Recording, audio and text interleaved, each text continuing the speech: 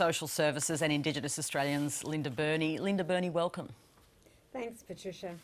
Are you disappointed the Closing the Gap report has not been delivered on the anniversary of the apology to the stolen generations? I am disappointed, but I understand the reasons that the government has given for the fact that the report will be given in August. Let's hope Parliament's still around in August for that report to be given. But what I made very clear in the speech that I made and the speech that the leader of the Labor Party made is that we do not want to see this as an excuse to kick the can down the road on these targets. What is pleasing, Patricia, is the partnership with the coalition of peak organisations.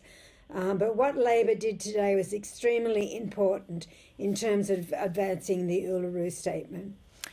Has enough progress been made in the past 13 years since Kevin Rudd delivered that apology? No. I think that's patently obvious, and I've just come from the Senate listening to Senator Dodson and Senator Wong give their Closing the Gap targets, and the fact that the 2020 report had only 2 of the 7 targets being achievable and the other 5 not achievable is patently obvious for anyone to see that not enough progress has been made. There are 16 new targets, and I understand there's another 2 to be negotiated. That makes 20 years for governments to achieve the targets. That's a whole generation, and I make that point very much in the spirit of wanting to see these targets met. I see the devastation. We all see the poverty. We all know of the intergenerational trauma that's experienced. They are real things in the First Nations communities, and governments have a responsibility to meet those targets. The Prime Minister said that previous efforts to close the gap had relied more upon grand aspirations than the experience of Indigenous peoples. Are First Nations people now playing that central role under this new model? The new model is about partnership, and it's something that Labor very much welcomes, and we've in principle endorsed all the new targets.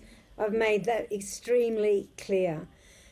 There is an understanding yet to be realised, let's see what happens, that First Nations people are best placed to provide answers to the intractable issues that we've seen in so many communities.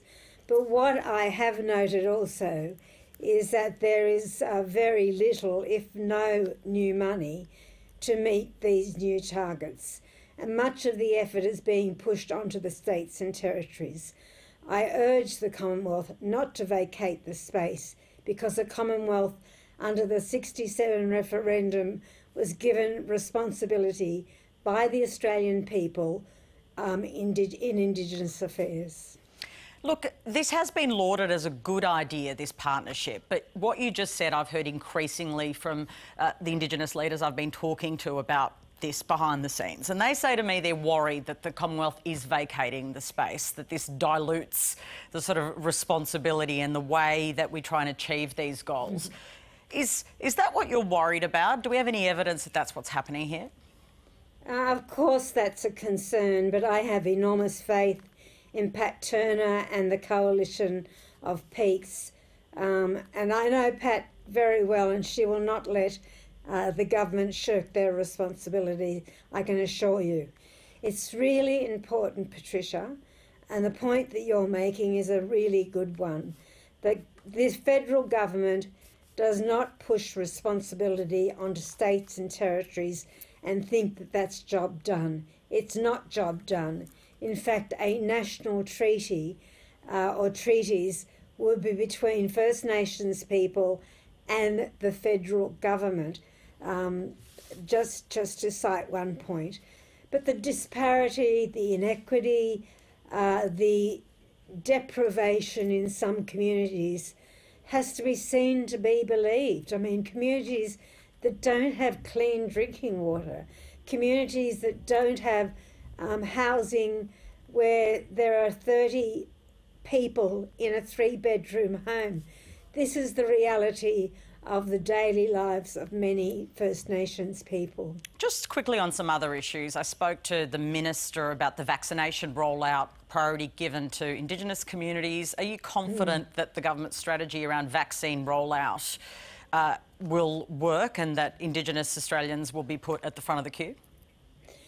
3 points. I think that there has been, and we all can see it, enormous congratulations to communities, to the Aboriginal Health Network for coming this far through the pandemic without serious outbreaks in some very vulnerable communities. That's the first point. The second point is the vaccine that I want to see in communities is the vaccine that has the best efficacy. And there has to be a way that the freezing points for one of the vaccines can be achieved. The third point I'd make is that Aboriginal people are in tranche 2 of the vaccine rollout. Many people will fall into tranche 1 as vulnerable, of disability and having morbidities. I find it very difficult to say that word, but you know, things like blood pressure, things like diabetes, for example. So I have confidence that the vaccine rollout will happen. The vaccine rates in our communities is very good, but I want to see the best vaccine out in those communities. Just on another issue which has been dominating and we're about to talk about in much more detail with my panel as well, and that's the alleged rape in the ministerial wing of Parliament House, a shocking story. Is Parliament a safe workplace, and are you confident with the way that this issue is being dealt with? I have only seen the media reports, and I have to say they're absolutely shocking. The young woman that has decided to speak out is incredibly brave, and she should be given every bit of support in that any workplace should offer. There cannot be a cover-up with this. There cannot be, as the young woman said in the media reports, a ticking of the boxes to cover off on what she alleges has been said. I didn't realise that the federal police were involved, and listening to your previous interview, I now understand that that's the case.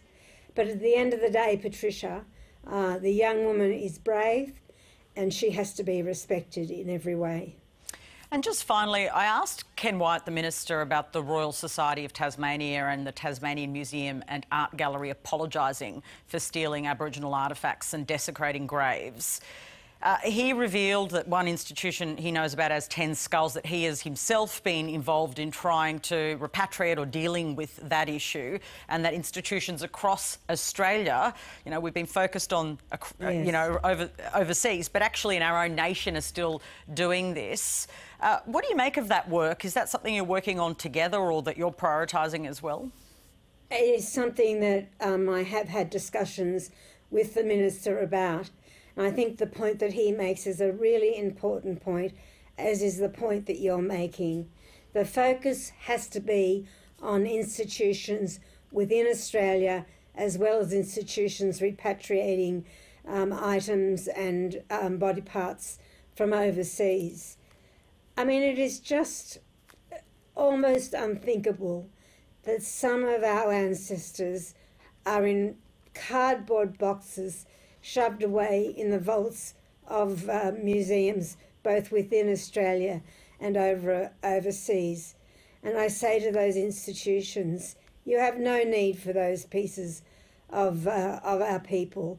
You have no need for the artefacts. They are not on display.